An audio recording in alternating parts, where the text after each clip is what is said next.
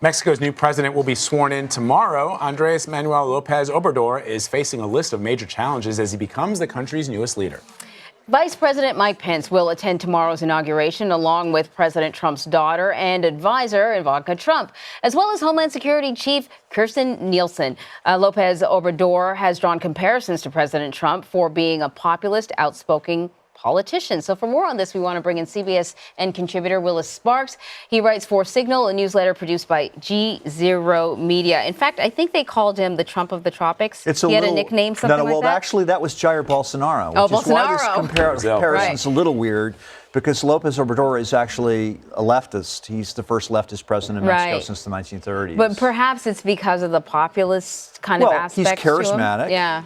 He knows what his people want to hear. Right. He's a talented politician in similar ways as Donald Trump is a talented politician, but they really don't agree on much. They don't have a lot in common. So that's going to be one of the many tests facing then López the question Obrador beginning tomorrow. How will he change Mexico then? Well, he's promised a lot. I mean, in today's world, if you want to get elected to anything, you promise change. It worked in different ways for President Obama, for President Trump. It's worked for a lot of politicians in Europe. And Mr. López Obrador basically created a political party from nothing, virtually nothing, 4 years ago, which is called the National Regeneration Movement. And he talks about peaceful but radical transformation of Mexico. And people are willing to buy into this. His approval rating as of this week is about 66%. A lot of world leaders would like to have those kind of numbers. And there was a poll released last week that suggested that on individual questions about how he's going to do with the economy, corruption, and crime, which are all huge issues in Mexico, we'll talk about that, between 60 and 70% of people really believe he's going to make things better.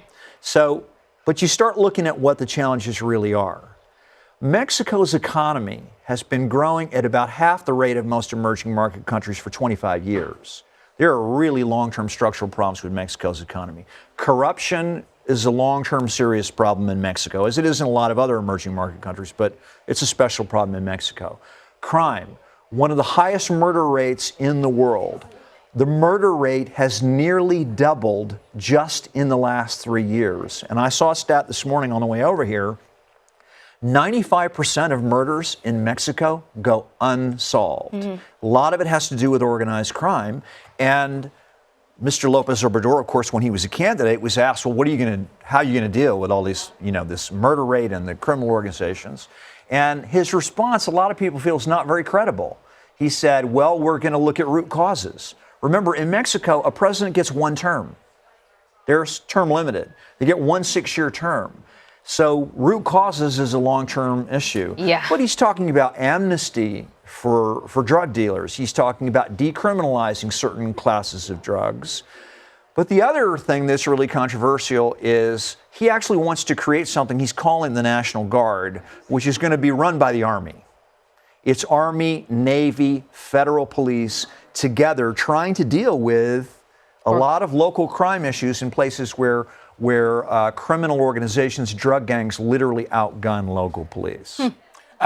There's been a lot of talk, obviously, in the news and the headlines about the migrants. What's his plan for the migrants, for immigration? Yeah, and that's the other problem. And it's Donald Trump. Because on the one hand, during the campaign, Mr. López Obrador said, I am the candidate who is going to help people that no one else will help. And he went so far as to suggest that some of these migrants that are coming up from El Salvador and Guatemala and Honduras are going to receive visas and jobs in Mexico if they're not able to get asylum into the U.S. But right now, as we know, we've certainly written a lot about it and talked about it on this show, there's a flood of people who are trying to apply for asylum in the U.S. One thing that we know about President Trump is this immigration issue he thinks is really big. Maybe he thinks it's big because he thinks it's good politics, or maybe it's just, what he knows his base cares about. But Donald Trump is going to keep coming back to the border issue.